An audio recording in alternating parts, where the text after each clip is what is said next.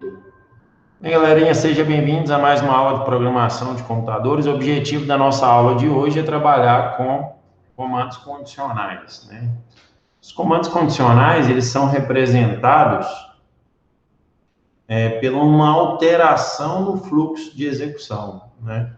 Você executa o programa sequencialmente, e aí, se você utiliza uma estrutura condicional, por exemplo, um if, você muda a sequência.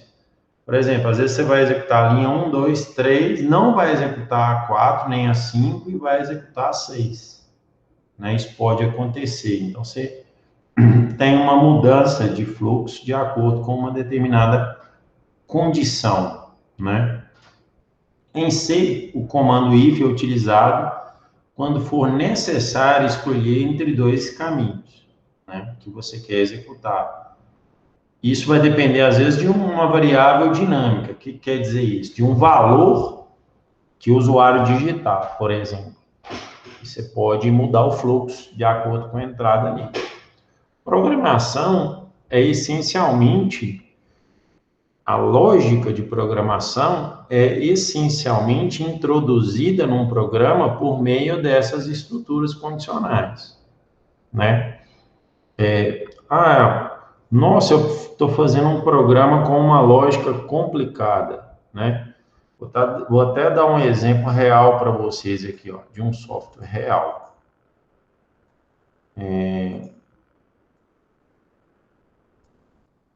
Esse foi um problema que eu tive hoje. Tem um software que eu dou manutenção e esse software ele faz cálculo de orçamento de energia solar. E aí tem uma lógica aqui nessa questão que é para calcular a quantidade de placas que fazem parte do sistema fotovoltaico, né, do sistema solar. E aí, ó, eu preciso de introduzir, né, uma lógica, e essa lógica é essa aqui, ó. Deixa eu pegar para vocês, só para vocês entenderem o que eu estou querendo dizer. Vou dar um exemplo. Vocês têm que fazer abstração, porque a gente não tem experiência com estruturas condicionais, mas vocês vão ter uma noção do que eu estou falando. Veja só.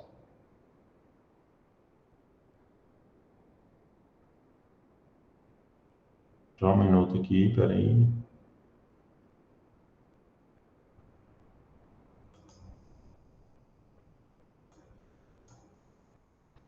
Isso aqui, ó. Vou até dar um zoom aqui para mostrar para vocês. Isso é um código real, né? E qual que é a lógica? A lógica que o cara me falou é a seguinte: tem um número mínimo de placas que ele utiliza no sistema solar. No caso dele é 2. Ele não faz um projeto com menos de 2. E ele colocou uma lógica que é a seguinte: ele não trabalha com número ímpar de placas, de módulos. E aí eu precisava implementar essa lógica, né, no sistema. Como é que eu ia fazer isso? Aí eu calculei a quantidade de placas de acordo com a capacidade do sistema. Então, o sistema, eu calculo a capacidade do sistema em quilowatt-pico. Imagino que posteriormente vocês vão estudar essa unidade de medida aí, o quilowatt-pico, né?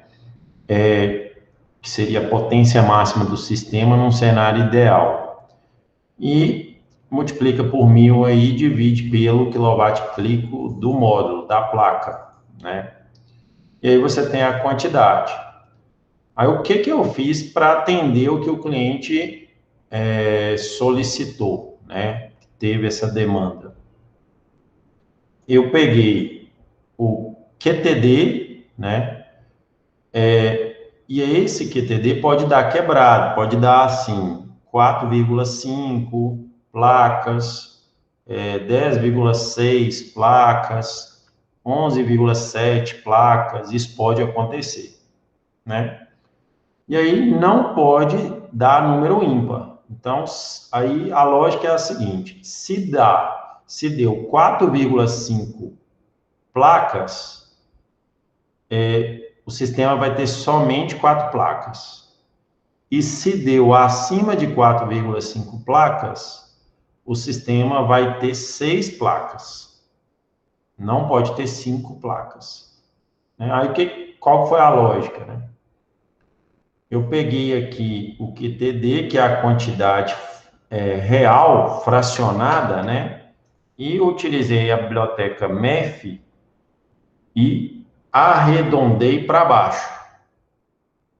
Consequentemente, eu peguei a quantidade inteira desse número. Eu peguei o 4, eu peguei o 10, eu peguei o 15, nos exemplos que eu dei aqui, né, anteriormente. E aí, eu subtraí essa quantidade inteira para pegar a quantidade decimal. Para a parte fracionária desse número, né, ela está armazenada nessa variável aqui. E aí eu introduzi uma lógica, né, utilizando estruturas condicionais, que é o que a gente vai aprender hoje. Que é a seguinte: se o número for par e a quantidade decimal for menor que 0,5, eu tenho que arredondar para baixo. Então, a quantidade de placa final vai ser a quantidade da porção inteira do número, né? Agora, se não, se o número for par e a quantidade decimal for maior que 0,5, eu vou somar 2 na quantidade, que é o cenário que eu falei. Suponha que deu 4,6. Eu peguei a parte inteira, eu separei o 4 e separei o 0,6. O 4 está armazenado nessa variável e o 0,6 está armazenado nessa variável. Então, o que eu fiz? Qual foi a lógica que eu introduzi?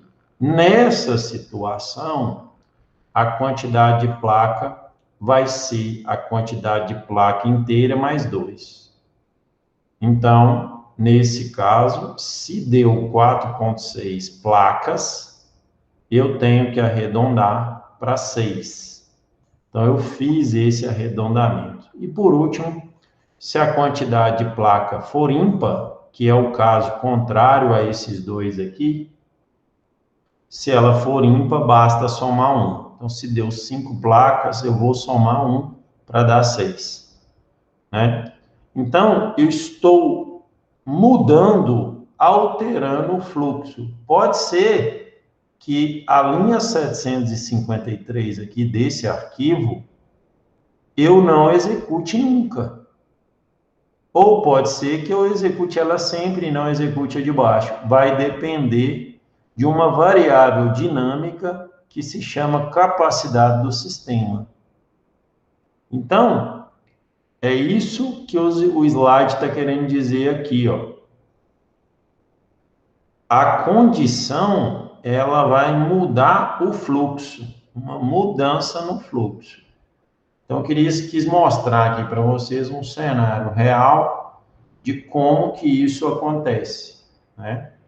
Nesse caso aqui, a linguagem de programação, ela não é C, é C Sharp. É uma linguagem C mais moderna, mais alto nível, né, que a gente chama.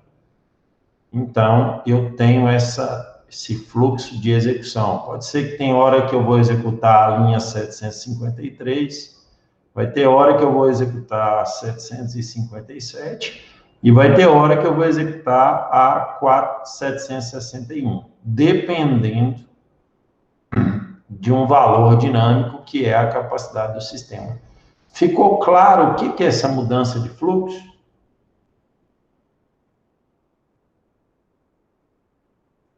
Tranquilo aí? Tranquilo. Beleza, é isso. Isso é que é essa mudança de fluxo, né? Então, mostrei para vocês aqui num cenário real essa alteração aí no fluxo. Beleza? Voltando aqui para a nossa aula, vamos lá, né? Vamos continuar. A forma geral de uma estrutura condicional é essa aí, ó. A sintaxe é essa aí. If, palavrinha if, em inglês significa, em português significa se, né? E aqui uma condição. Uma condição, a gente trabalhou com condição na aula passada. A gente trabalhou de que forma? A gente colocou operadores relacionais. Por exemplo, menor ou igual, menor, maior. E também colocamos operadores lógicos, e ou. E você tem uma sequência de comandos entre chaves. Se você observar esse código aqui, ele está atendendo a essa sintaxe, a essa forma geral. Veja só, aqui eu estou comparando se o resto da divisão é igual a 0 por 2 e operador lógico, comparando se a quantidade decimal é menor ou igual a 0,5.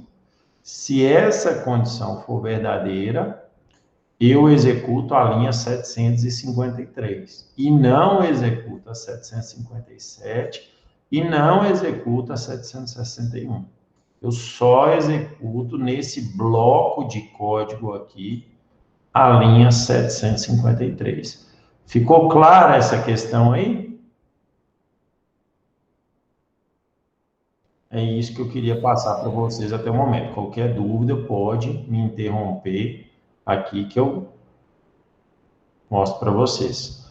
A expressão na condição será avaliada. Se ela for zero, ou seja, falsa, a sequência de comandos não será executada. Se a condição for diferente de zero, ou seja, verdadeira, a sequência de comandos aqui será executada.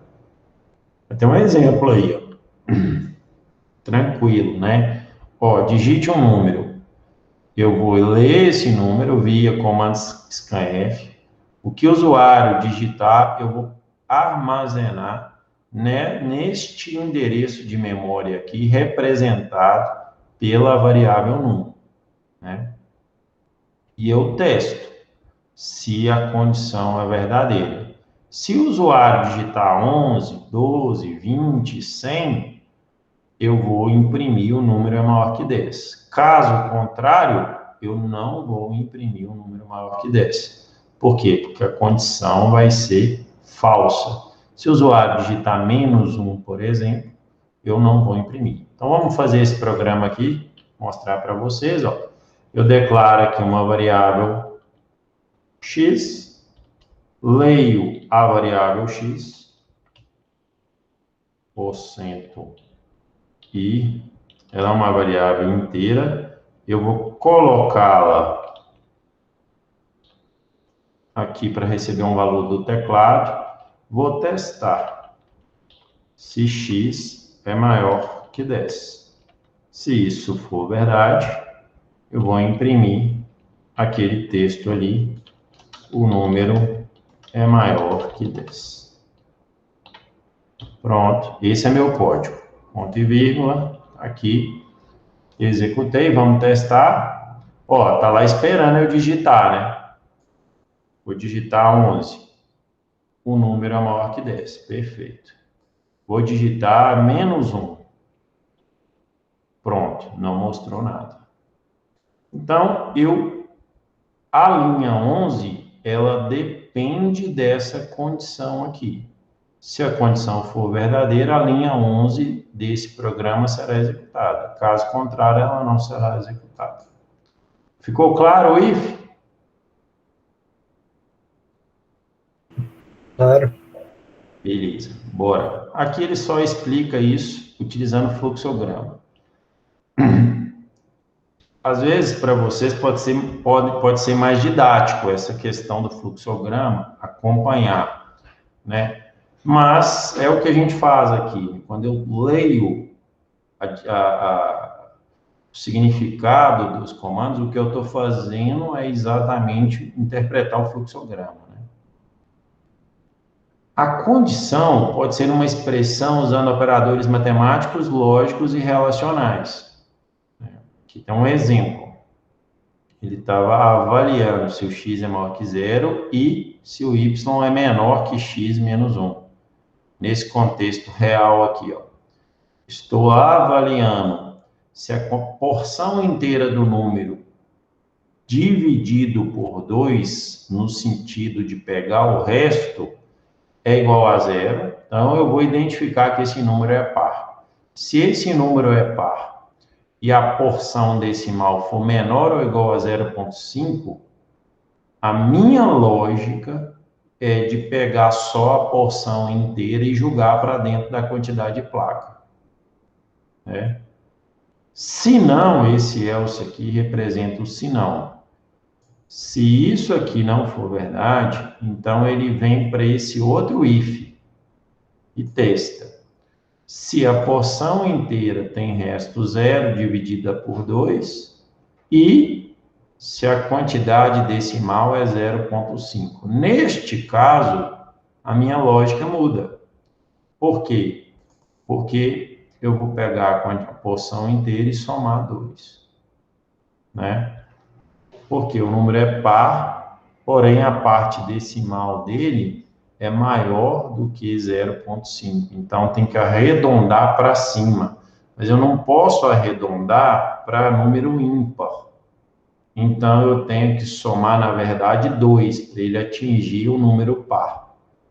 Então, é a lógica que a pessoa que te pediu quer. Né? Então, o programador obedece, vai lá e implementa a lógica adequada. E, por último, se o número ele não é par, porque ele falhou aqui, falhou nessa situação, então o número é ímpar. Se o número é ímpar, basta somar 1 nele. Né? Por quê? Porque aí você vai atingir o próximo par desse número. Essa aqui é a lógica. Perfeito. Tá aí, introdução, o uso de operadores matemáticos, lógicos e relacionais. Aqui tem a tabela verdade. A tabela verdade, ela é essa composição de condições, né? E a gente já abordou isso aqui de uma forma tranquila, né? Por exemplo, se eu uso o operador e, ambos têm que ser verdade. Né? Se eu uso o operador ou, basta que um seja verdade. Né? A tabela verdade representa isso.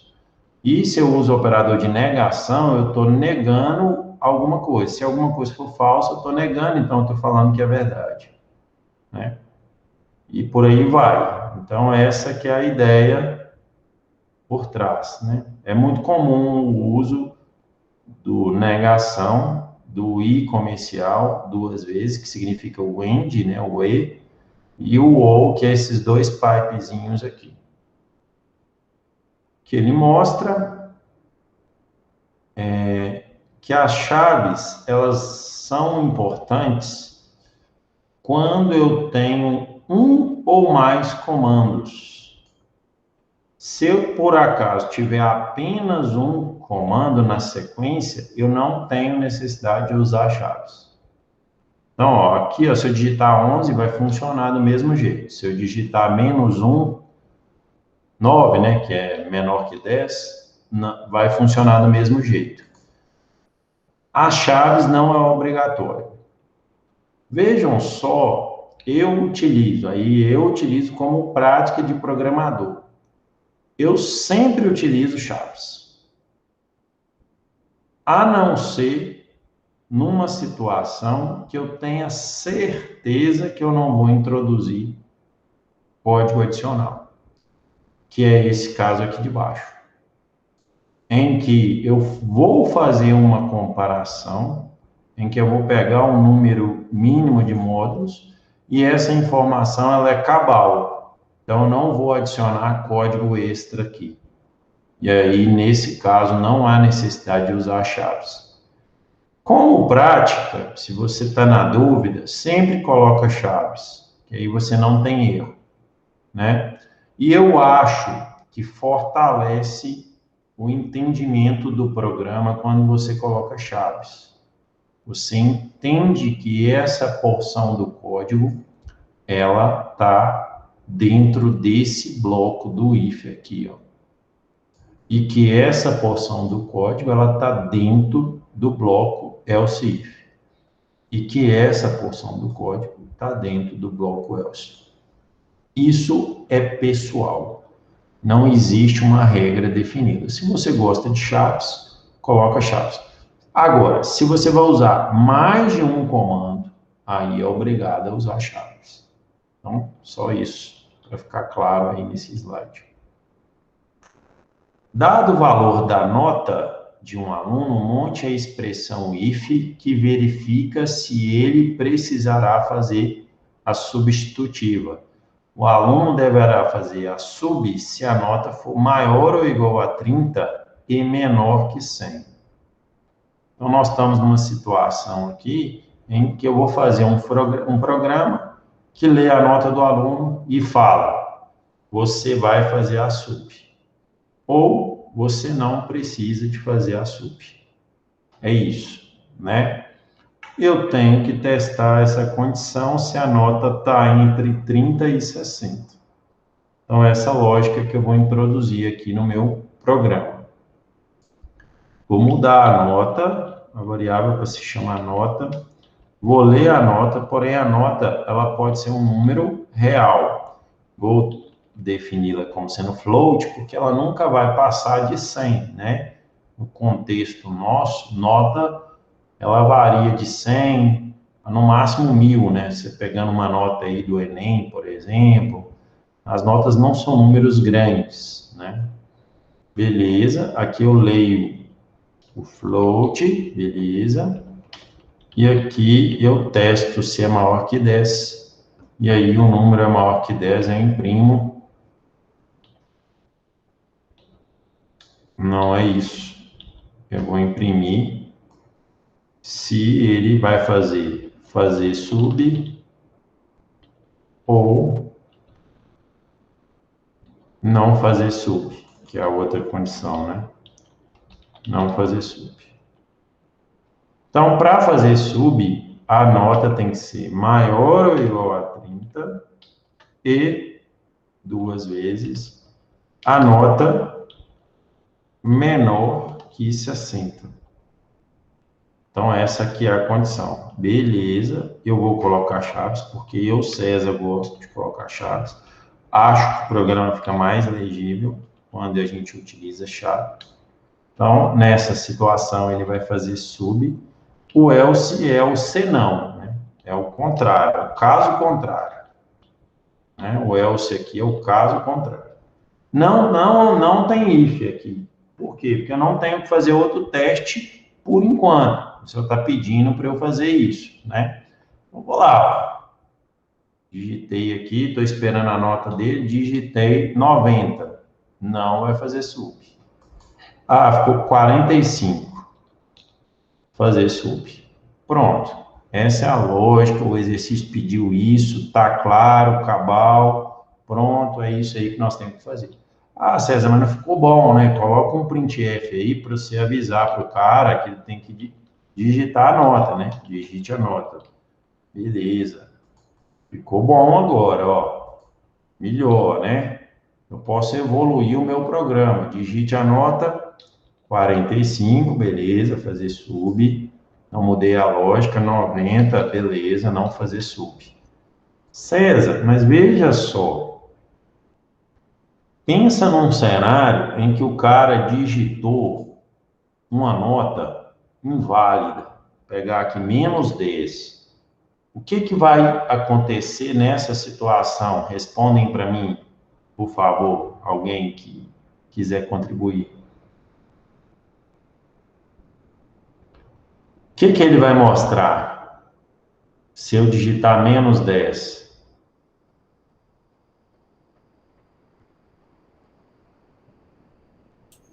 Vai dar erro no programa? Não. A lógica de erro aqui não está implementada. Aí vai aparecer não fazer sub, porque tá Maior ou igual a Perfeito, 30. perfeito. É isso mesmo. Vai aparecer não fazer sub.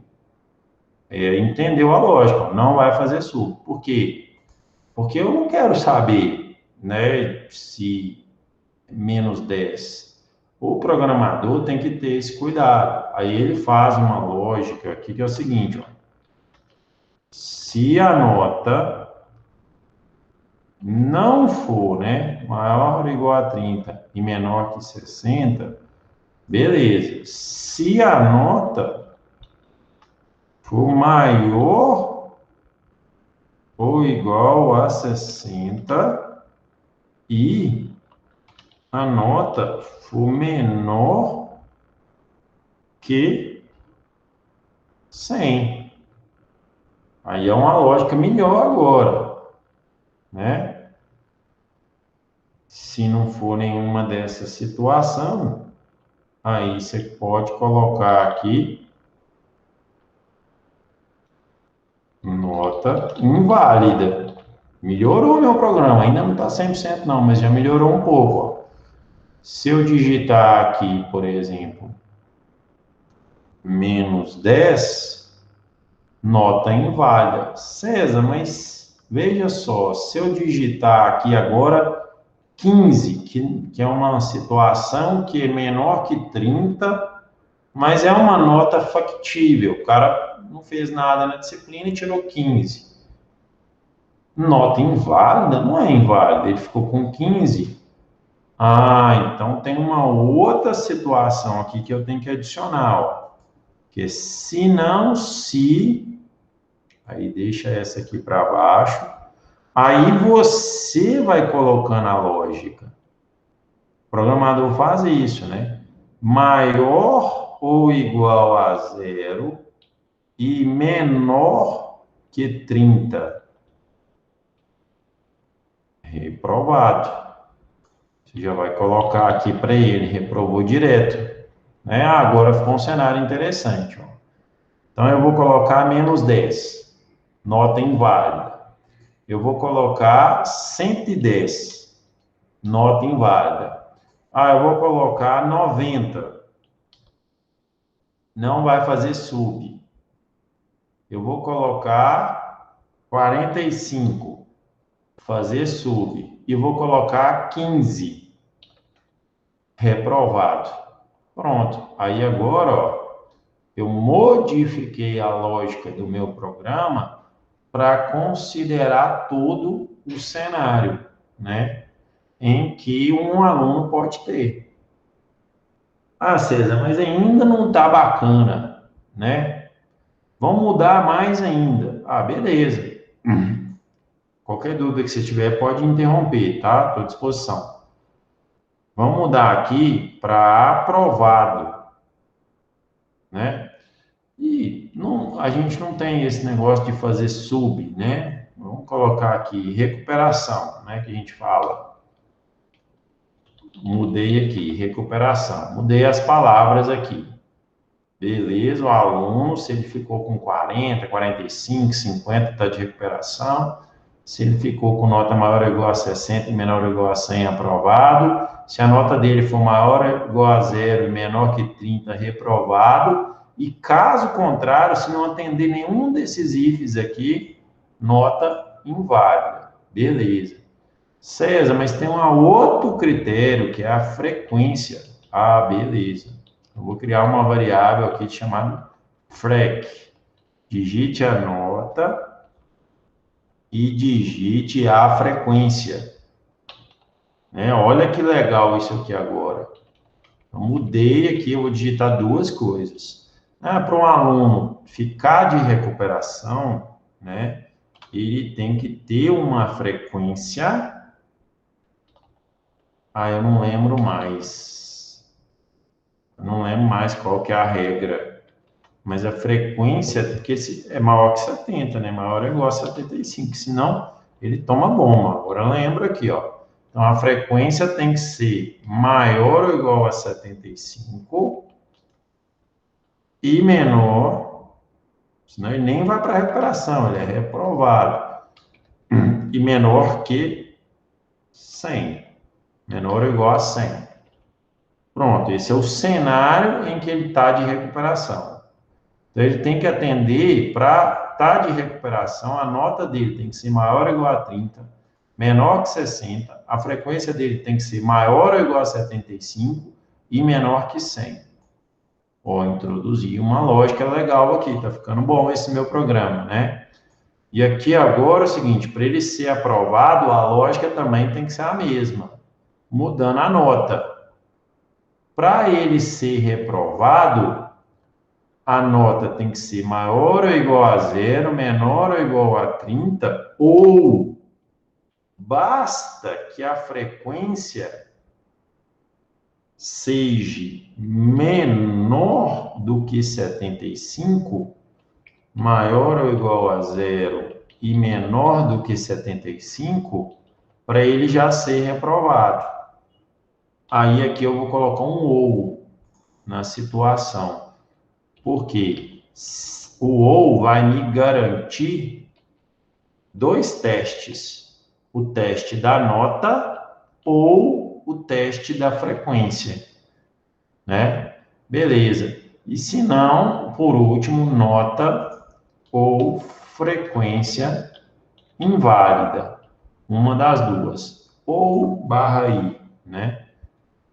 É isso, né? Ou pode ser as duas. Aqui a gente não está respondendo, não. Então, agora meu programa ficou mais completo. Vamos testar. Eu fiquei com 90 e com 75 de frequência. Ó, beleza, tá aprovado. Então, meu programa tá legal aqui, tá me dando aprovado. Eu fiquei com 90, mas eu perdi muita aula, viajei e fiquei com 70 de frequência. Reprovado. Beleza, testei essa situação. Eu fiquei com 45, porém, eu fiquei com 90 de frequência. Então, estou de recuperação. Beleza. Eu fiquei com 45, porém, a minha frequência foi de 60. Perdi muita aula. Já estou reprovado. Não, vamos pegar uma situação aqui. Eu estou com menos 10 de nota e estou com uma frequência de 120%. Nota ou i frequência inválida. Pronto. Então, agora o meu programa, ele pegou vários cenários. Por que programação é difícil?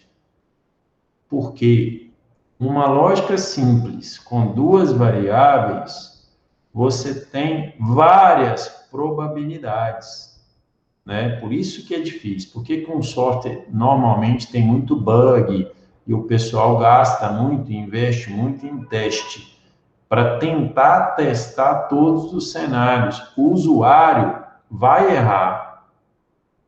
Ele vai errar. E o programa não pode errar. Essa que é o cuidado. O programador tem que ter isso em mente, né? De que ele tem que conseguir pegar todos os cenários possíveis nessa lógica, né? A princípio, o meu cenário está todo sendo contemplado, né? Todo o cenário aí está sendo contemplado.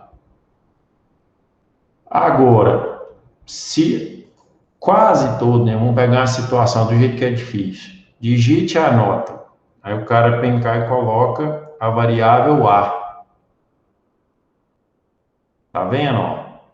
Aí olha para você ver que confusão. Ele não é uma nota válida. Então, ele está digitando um caractere onde que tinha que ter um número. O programa se comporta de uma forma inesperada. Então, atingir todos os casos não é um negócio trivial, né?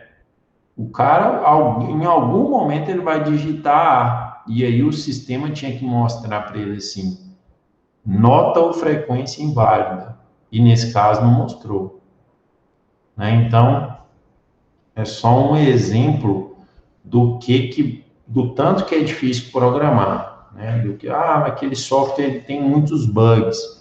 Beleza, mas se ele te atende parcialmente, né, ou 80%, releve um pouco os bugs, porque não é algo trivial de se fazer. Programação é um negócio muito caro, gasta muito tempo para você conseguir chegar num cenário de um software 100%, né? Alguma dúvida sobre essa questão aqui? Conseguiram enxergar aqui o quão é complexo uma lógica simples na programação? O tanto de código que você tem que escrever para testar a questão de nota de uma disciplina, né? E por aí vai. Esse programa ele vai sendo crescido, ele vai sendo expandido, né, com as funcionalidades. Então, desse exercício, a gente fez um exercício muito mais complexo, né, que lia, além da nota, verificava se era reprovado e aprovado e considerava a frequência. Beleza, aqui ele vai, faz. O else, o que ele está querendo dizer aqui, ó, que ele tem esse formato, né, e o else, ele expressa o contrário do if, né, quando o if falhar, aí você vai executar o else. Essa que é a ideia ali, né? Então, aqui, ó, nesse caso aqui, se esse if falhou, eu vou executar o else. Só que esse else, ele não é um else simples. Ele tem um if associado a ele. Aí eu testo esse outro if. Mas se esse falhar, eu testo ainda um outro if. E se os três falharem, é que eu entro nessa condição aqui, de nota ou frequência inválida. E mesmo assim, eu não considerei todos os casos. Por quê? Eu não considerei a situação que o cara digitou uma nota, por exemplo, a letra A no lugar da nota, digitou errado, né? Ele digitou um número, começou com número, depois tinha uma letra no meio, né? Ele foi digitar aqui, sei lá, que ele queria digitar o 7, eu olhando aqui no teclado, o 7 é próximo do U, aí ele digitou o U sem querer, então esse tipo de coisa a gente não tratou nesse programa, né? Mas um programador tem que tratar toda essa situação. Aqui ele mostra um exemplo do else, né? Ó, se um número for igual, igual, o igual, igual é comparação, o igual sozinho é atribuição. Eu pego 10 e jogo dentro do 1. Quando eu tenho dois iguais, a sintaxe é de comparação. Eu estou comparando aqui o num com o 10. Aqui eu estou mostrando que o número é igual a 10, né? Que eu estou apresentando na tela. Caso contrário, o número é diferente de 10. Tá aí o if e else em fluxograma. Aqui, ó, como no caso do comando if, as chaves podem ser ignoradas se a instrução contida no else for única. O else ele pode não usar chaves, né? Da mesma forma que o if, desde que eu tenha apenas uma sequência de comandos. Um comando, na verdade, uma sequência não, um comando só. Então, o else eu posso usar ou não as chaves, né? Só para deixar essa questão aí clara. Esse detalhe aí. Ambas as sintaxes aqui, elas funcionam, né? Por exemplo, eu posso brincar, não, esse else aqui eu não quero que tenha chaves, né? O programa vai funcionar do mesmo jeito, com a mesma semântica, né? O mesmo significado, fazendo a mesma coisa, né? Então, não muda aqui, isso que ele quer dizer.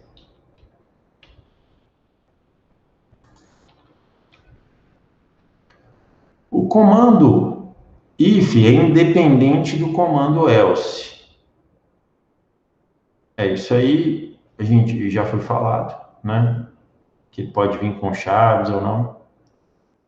Aqui, o que ele está mostrando? Que o comando, essa situação aqui, ela é errada. Eu abri as chaves no comando if e não finalizei ele. E já veio um else, e aí o else eu finalizei. Então, esse cenário aqui é uma sequência sequência errada de comandos, porque eles são independentes. Então, o certo aqui seria eu fechar chaves e abrir a chave do else.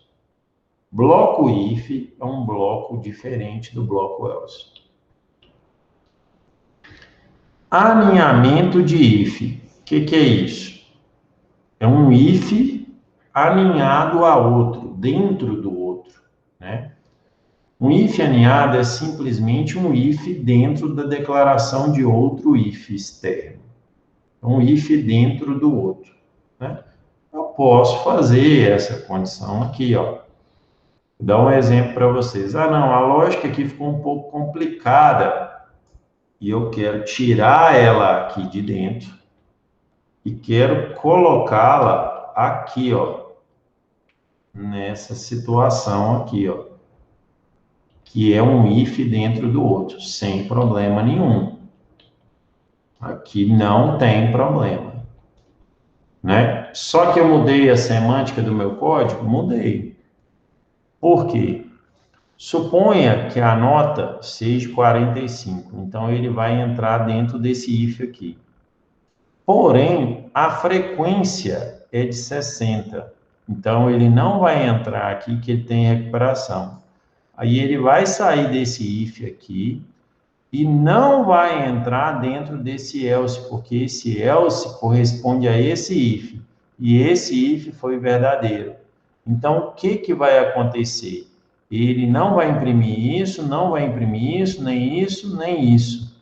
Não vai imprimir nada. Vamos pegar esse cenário. Ó, a nota é 45, porém a frequência é 60. Ele não imprimiu nada. Por quê? Porque esse if aqui foi verdadeiro. Esse if aqui foi falso, né? Esse if aqui foi falso. Então, para eu consertar, eu teria que colocar um else aqui nesse if, que é indicando o seguinte: se a nota for verdadeira, válida, beleza, e está entre 30 e 60, e aqui esse if alinhado, ele tem que ter um else correspondente a ele, indicando que ele foi reprovado, né? Então, agora sim, eu consigo consertar essa minha lógica. Então, ó, 45, digite a frequência 60, reprovado. Então, tem que tomar cuidado com esses ifs alinhados, com esses critérios, né? Lembrando que esse else está associado a esse if else está associado a esse if mais interno.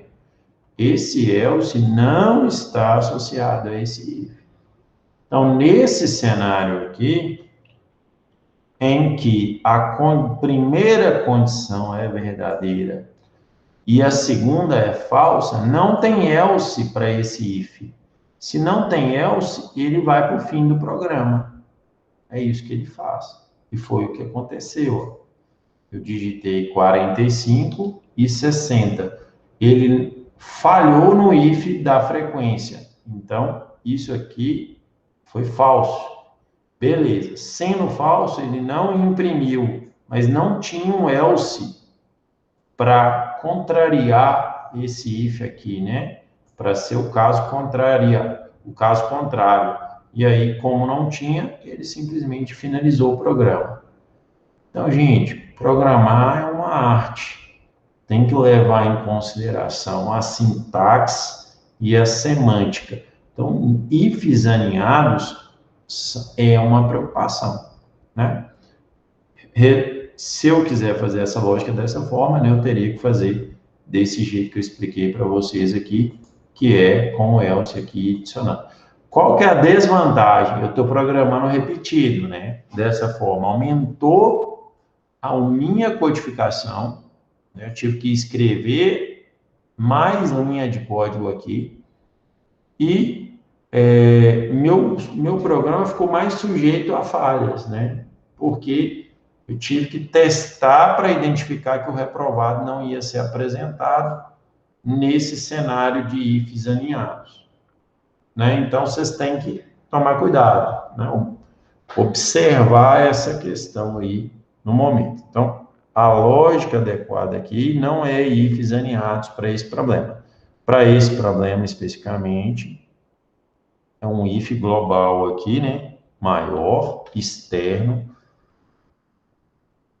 bonitinho aqui, bacaninha, né? Começando ali, ó, tira isso aqui. Esse aqui, ó. A indentação é importante porque esse if se refere, esse bloco aqui se refere a esse, né? Então fica organizadinho. Isso aqui está indentado errado. Aí, ó, perfeito. Salvou. Agora voltou à lógica correta, né? Então, esse é o melhor cenário. Não é interessante usar ifs aninhados aqui nesse contexto, né? Aí ele está querendo dizer que o único cuidado que devemos ter é de saber exatamente a qual if um determinado else está ligado. Foi esse exemplo que eu acabei de dar, né?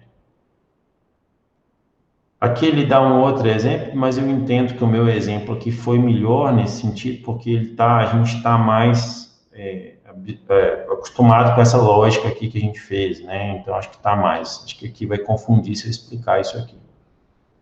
Tem a ver com esse slide aqui também, que é essa questão dos ifs alinhados. Aqui ele mostra um exemplo de alinhamento, agora a gente pode contextualizar.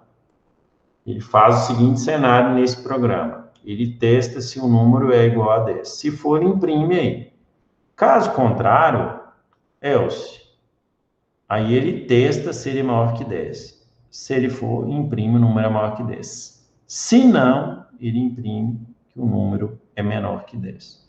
Então, uma situação em que ele utilizou ifs alinhados e que a lógica ficou perfeita, ficou certinho, né?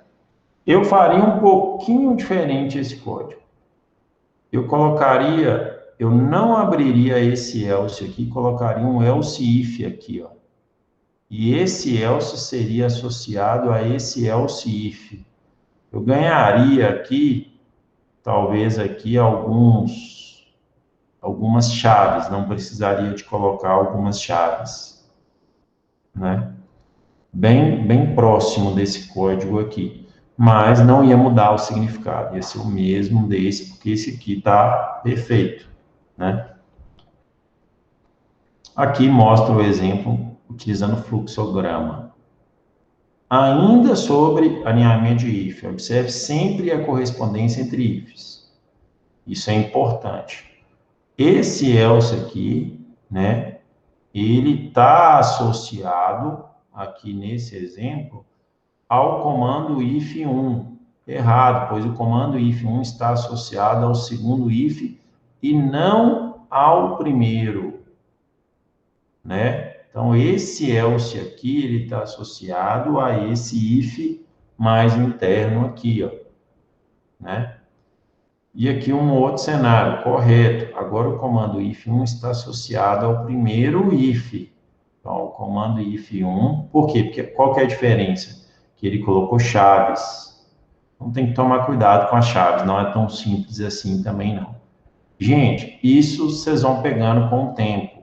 Essa prática de utilizar o if, de utilizar o else, para adquirir e aprender 100%, tem que fazer exercício. Programação, como é que você aprende a programar? Programando, não tem jeito. Eu dou uma aula teórica aqui, mostrando exemplos na prática, né? Vários exemplos aqui, ó. Exemplo na prática, né?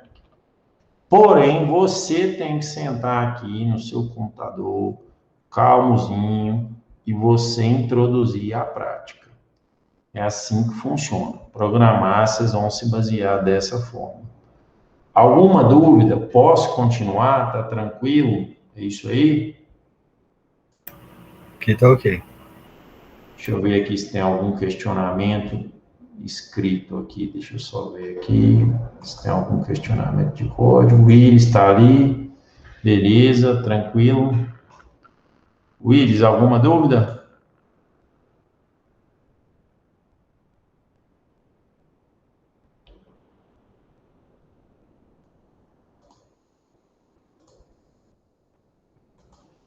Beleza, vamos lá. qualquer coisa, qualquer dúvida que vocês tiverem, vocês podem me interromper aqui, tranquilo.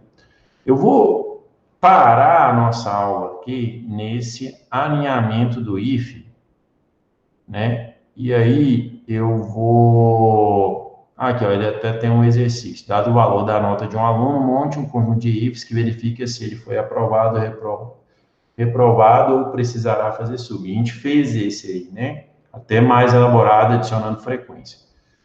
Deixa esse aqui, ó, tem alguns exercícios aqui a gente faz na próxima aula.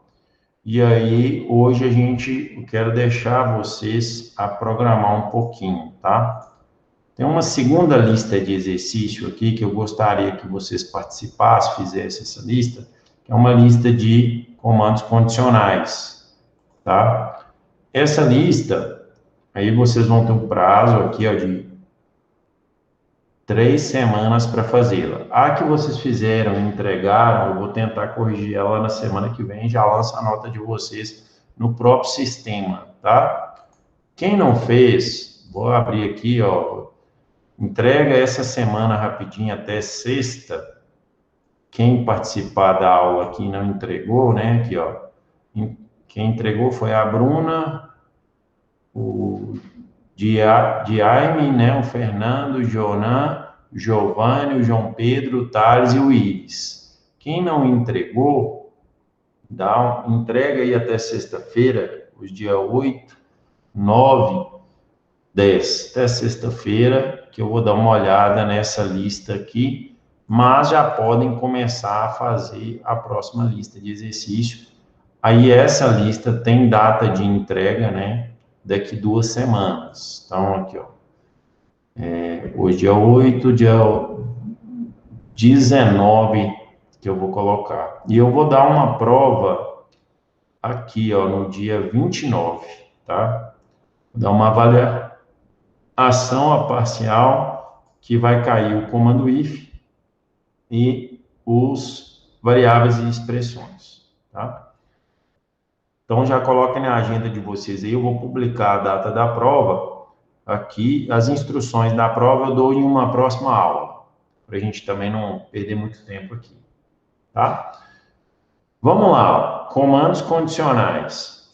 Faça um programa, ele já vem de cara para você usar um if, né? E eu vou deixar vocês fazerem, e eu vou tirar a dúvida de vocês, tranquilo, com calma, pode fazer no papel, pode fazer no computador, pode fazer onde vocês quiserem fazer aí. Faça um programa que receba 2 números inteiros e mostre qual deles é o maior. Então, vocês vão ter 2 variáveis, x e y, por exemplo. Vocês vão ler 2 números, ele não falou se é inteiro ou se é real, pode ser inteiro, né? E vocês vão ter que fazer uma comparação, um if, em que vocês comparam um com o outro, ver qual que é o maior. E aí você mostra o maior. Caso contrário, né, se um não for maior que o outro, é porque o maior é o outro. Então, no else, você mostra o outro. Uma dica aqui para vocês fazerem. Aí eu vou deixar aqui para vocês fazerem. Eu deixei esse código aberto. Vou deixar no enunciado aqui, que é o enunciado da questão. E aí, vou deixar com vocês aqui. Deixa eu só compartilhar aqui. Deixar com 5 minutos. Deixa uns 5 minutos para vocês fazerem. Podemos combinar assim? E aí, daqui 5 minutos, eu tiro as dúvidas com calma, tranquilinho.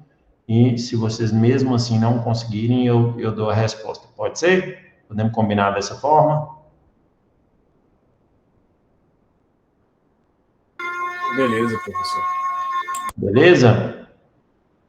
Beleza, então eu vou fazer o seguinte, eu vou para a nossa aula, como agora vai ser uma aula de exercício aqui, nossa aula teórica, assim, ela já finalizou, né, vamos dizer. O conteúdo já foi dado na aula de hoje. Então, o objetivo nosso aqui agora é trabalhar com os exercícios. Vocês pegarem um pouco de mão, né? Fazer um pouco, programar um pouco, tentar ver se o resultado dá certo e etc. E aí, então, daqui 5 minutos eu volto e tiro a dúvida de vocês. Depois a gente dá outro exercício e a gente vai fazendo assim, tá?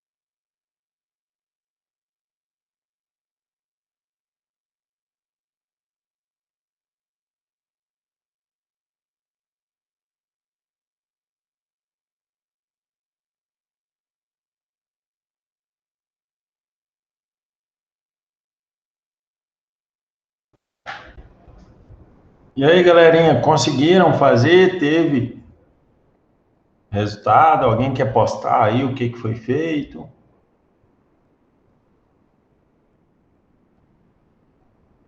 Thales, Raul, Jonão, Willis, Giovanni.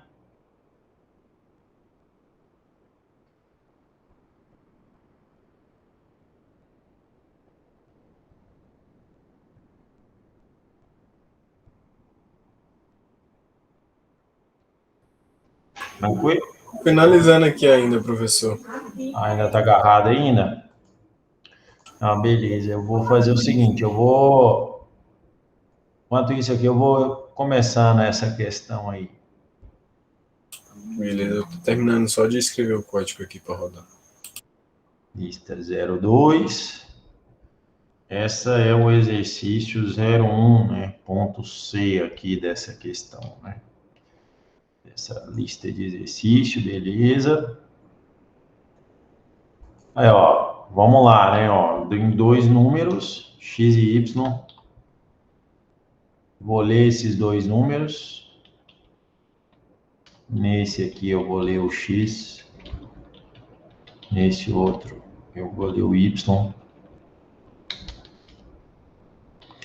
Aqui vai ser digite o primeiro número, né? Leio ele aqui embaixo. Digite o segundo número. Beleza, leio ele aqui, tá aí. E agora eu vou fazer um teste para ver qual que é maior. Se x for maior que y, eu vou imprimir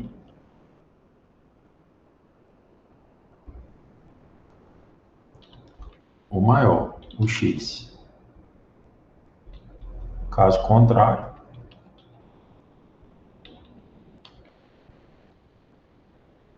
eu vou imprimir o y. A lógica é essa, né? Testar aqui, vou rodar, ó, digite o primeiro 10, digite o segundo 20, imprimir 20, que é o maior. Então, nessa situação, esse if ele falhou, porque o y vale 20, 10 não é maior que 20, ele caiu no else. Então, eu imprimi o y. Agora eu vou testar de novo num outro cenário, em que eu vou digitar 30 aqui e 10 no segundo. Aí, nessa situação aqui, o x é maior do que y, e aí ele já entrou. Então, isso é verdade, a condição é verdadeira, então ele entrou dentro do if e não executou o else. Né? Eu posso melhorar, né? Posso colocar aqui, ó, o maior, 2 pontos, no lugar do porcento i, ele vai pegar o valor de x. E aqui, o maior. Aí eu melhorei a minha mensagem. Ó, entre com o primeiro, 30 e 15. O maior é 30. Né? Então, ele já executou e mostrou aqui. Qual foi o erro? O que vocês não fizeram? Né? O que estava de diferente? O que está faltando? Ponto e vírgula. Erro de compilação.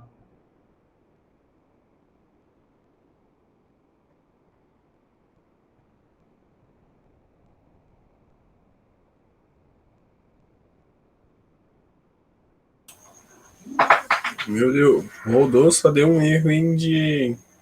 Eu esqueci de colocar essa porcentagem aí na frente do i. Antes do i, né? Antes do i aqui, né? Isso, para aparecer o número. Ah, certo. Resolveu? Deu certo? Implementou? Vou colocar aqui agora para ver se roda.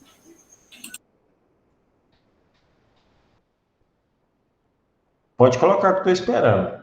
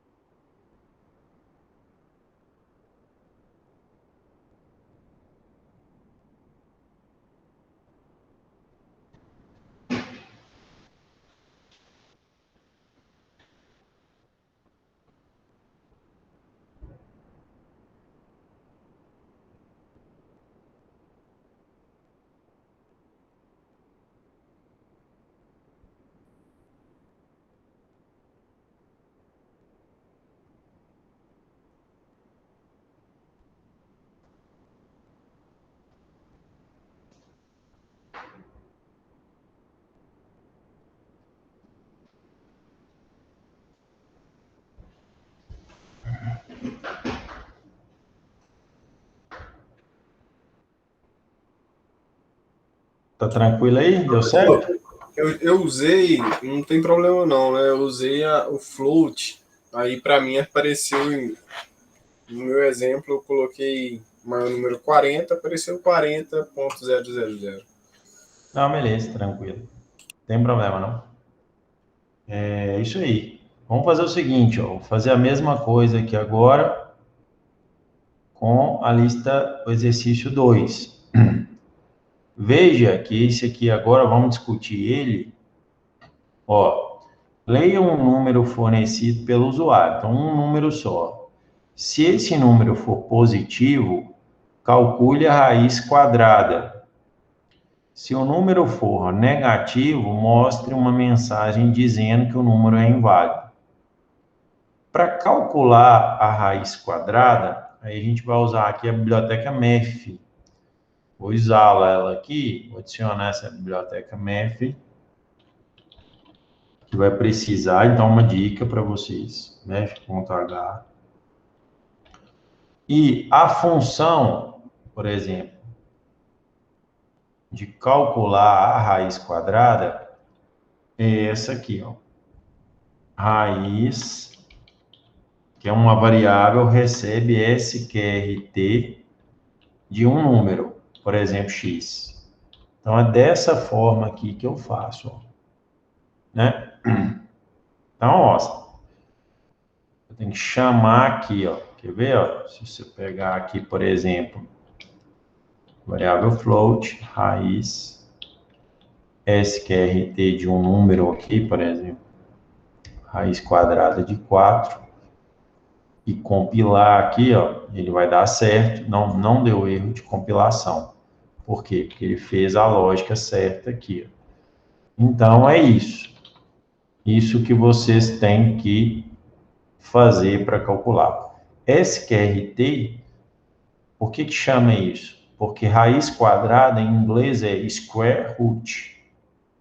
Root é raiz, square é quadrado. Então, raiz quadrada é a abreviação, né, aqui, né, de square root, né? Então, é esse SQRT aqui que calcula. Deixar a dica para vocês aqui, colocar aqui o enunciado aqui do lado, acho que dá para ele ficar aqui, ó. Diminuir um pouco o tamanho dele.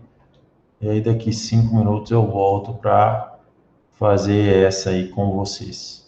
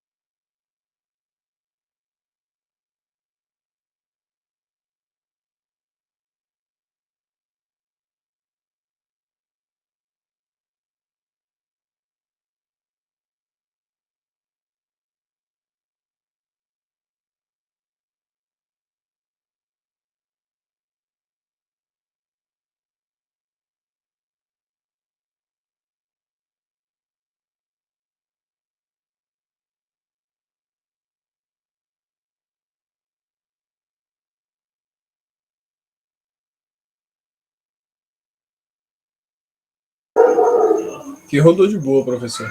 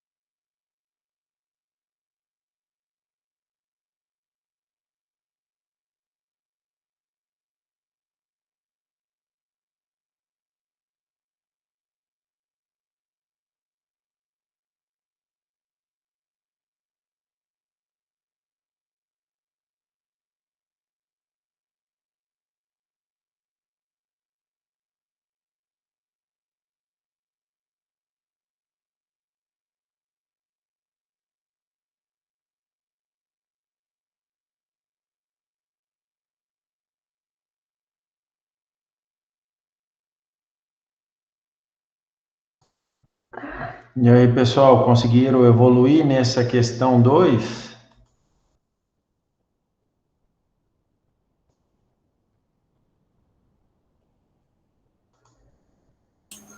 Para mim aqui deu certo, professor. Excelente. Alguém teve alguma dúvida?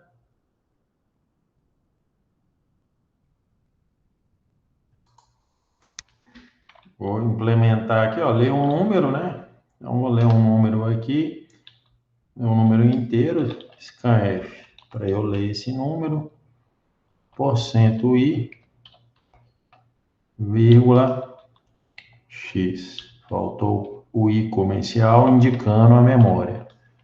Aqui a raiz calculada, a raiz. Eu vou colocá-la como sendo float.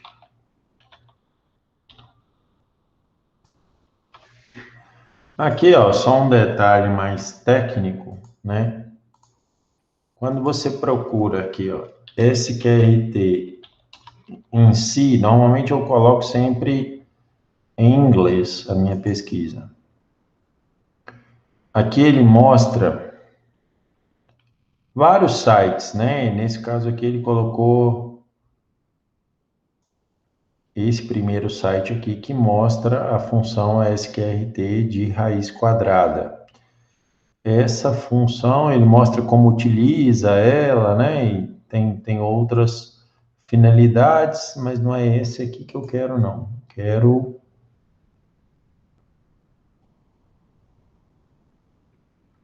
Esse site é um site bom de referência, o C++ aqui, para código em C. Ele mostra aqui a biblioteca MEF, mostra como que executa a função. Deixa eu ver aqui. Aqui está a biblioteca MEF. Deixa eu ver se está aqui, que eu quero mostrar para vocês.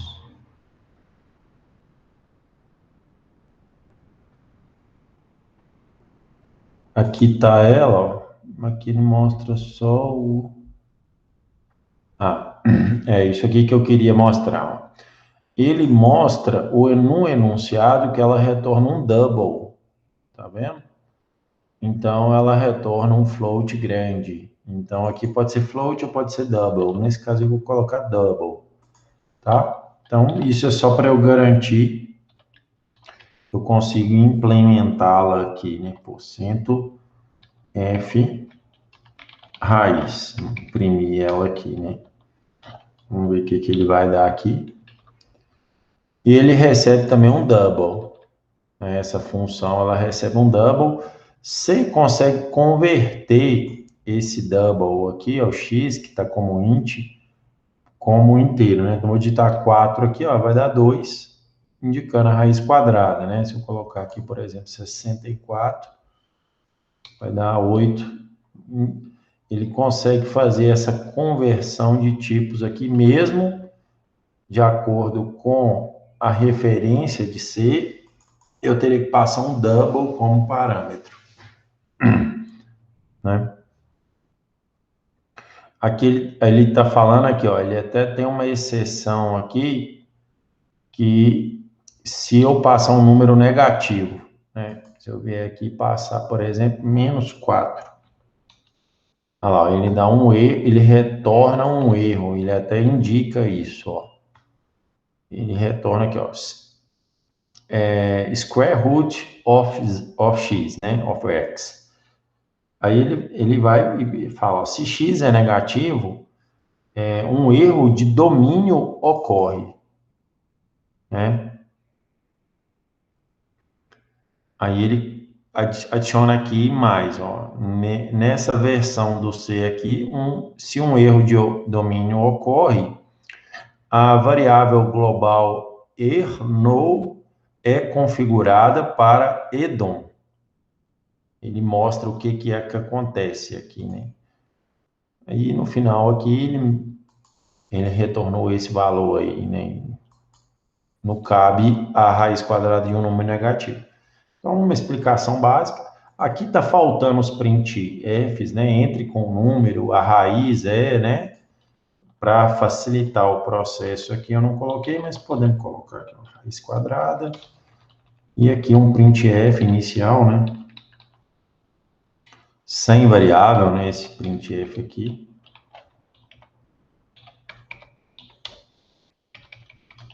Entre com um número. Entre com um número, digitar 9, ele coloca 3, mostrando o resultado. E a nossa questão aqui final, né? Vamos lá. Leia, agora ele já obriga que seja um número real. Leia um número real, né? Ele está deixando claro aqui, deixa eu chegar para cá. Questão 3. Se o número for positivo, imprima a raiz quadrada. Do contrário, imprima o número ao quadrado. Então, ele pede para modificar esse programa aqui, de tal forma que você vai ler um número real, e se um número for positivo, você vai imprimir a raiz quadrada, do contrário, você imprime o número ao quadrado. Então, a lógica aqui é diferente, né? E aí, só para exemplificar aqui para vocês, o seguinte, se um número, como é que você verifica se ele é positivo? Se ele for maior ou igual a zero, né? Assumindo que zero é positivo. Zero não é positivo nem negativo, né? Mas nesse contexto aqui, a gente pode assumir que zero é positivo. E aí é isso. Então, fazem aí esse programa para a gente poder tirar a dúvida de vocês aí, tio. Só mutar aqui, daqui a pouco eu volto.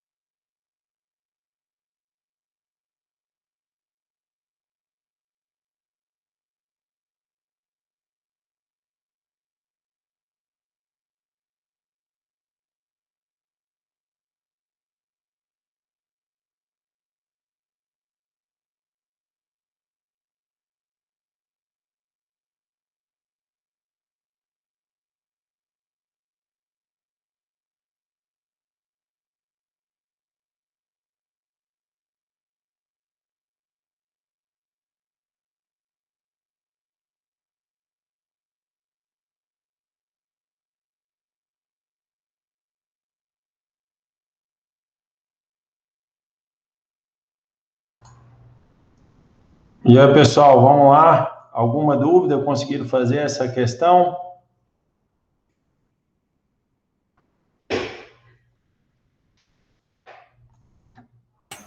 O meu deu certo aqui, professor. Só que na última, em vez de eu colocar eu queria saber o símbolo do ao quadrado para fazer a soma, porque eu coloquei a variável multiplicada por ela mesma. Ah, entendi. Para realizar o quadrado, aí você teria que usar uma função pol, né? Aqui, por exemplo, a função pol de C, ela permite você calcular o quadrado, né? Se não, você multiplica ela por ela mesma. Mas aqui, ó, você tem a função pol que tira, que aqui é a base e aqui é o expoente, né? Então, o expoente é 2. A base está aqui do lado, né? Aí, ó, como é que seria, então? Entre com o número, eu tenho que fazer um teste, né? Se esse número é maior que zero. Se ele for maior que zero, aí eu calculo a raiz quadrada e mostro, né? Perfeito aqui, ó. Caso contrário, né? Um else. Aí eu não vou calcular a raiz quadrada, eu vou calcular o quadrado, chamar aqui de quad, né? Então aqui eu vou chamar, ó, quad recebe ou vírgula 2. Por que 2? Vírgula 2. X é o primeiro parâmetro, que é a base, está aqui, ó, vírgula. E o exponente aqui que ele está colocando, nós chamamos de expoente, né? É o 2. E aqui eu vou mostrar o quadrado, que é o quad. Então, aqui, ó, quadrado. Vamos lá. Coloquei aqui 4, raiz quadrada 2. Agora eu vou pôr menos 4. Tem que dar 16, né? Quadrado é 16. Menos 4, o sinal negativo vezes negativo dá o positivo, né? Então, a função pol. Ou então da forma que você fez aí, né? X vezes x, né? Também é o resultado correto, né? Então, menos 4, 16. Pessoal, vou finalizar a nossa aula aqui, a gravação dela, para não ficar muito longa. E qualquer dúvida, eu estou à disposição de vocês.